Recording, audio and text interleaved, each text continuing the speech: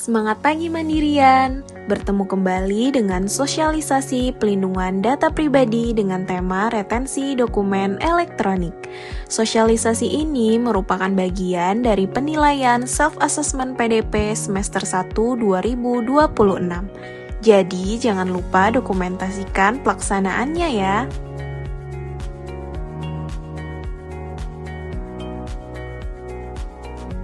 Wah, datanya banyak banget. Ini bahkan dari tahun 2010 masih ada. Ini masih kepake nggak ya? Kenapa, Vi? Dari tadi serius banget. Ini loh Kavi, lagi ngecek dokumen di sistem.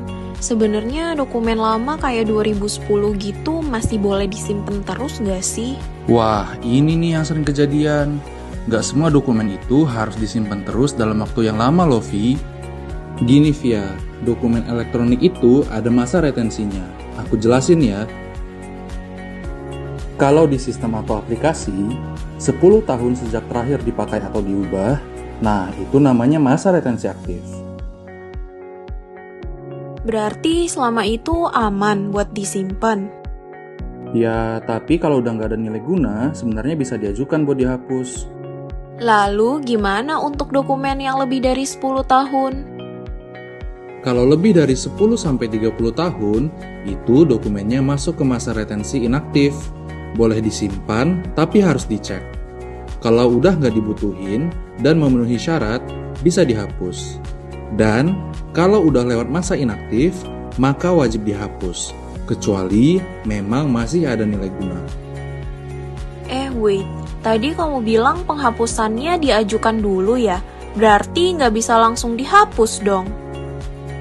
Nah, betul, nggak bisa sembarangan Via, ada alurnya. Sini aku jelasin. Pertama, ajukan permohonan penghapusan ke unit analisa teknis. Permohonannya dilengkapi dengan analisa dampak.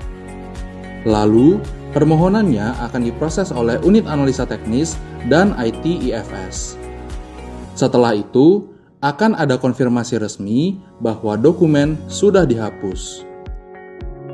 Jadi, semua penghapusan tetap terkontrol dan tidak menimbulkan risiko ke data ataupun proses bisnis. Ini juga bagian dari mitigasi risiko supaya nggak ada data penting yang hilang tanpa pengecekan.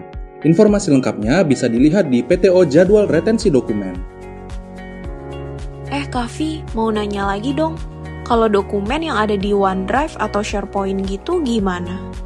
Nah, itu beda lagi Via. Dokumen yang disimpan di Microsoft 365 mengikuti masa aktif lisensi usernya. Kalau 90 hari nggak dipakai, bakal ada reminder. Kalau tetap nggak ada konfirmasi, maka akan dihapus otomatis. Wah, bisa hilang dong. Iya, makanya harus aware. Ternyata mengelola dokumen elektronik bukan cuma soal penyimpanan, tetapi juga soal kepatuhan dan keamanan data. Dokumen yang tidak dikelola dengan benar bukan cuma bikin penyimpanan penuh, tapi juga berisiko pada keamanan data dan kepatuhan. Yuk, mulai kelola file dokumenmu dengan benar, cek kapan terakhir digunakan, pastikan nilai guna, dan tindak sesuai masa retensi.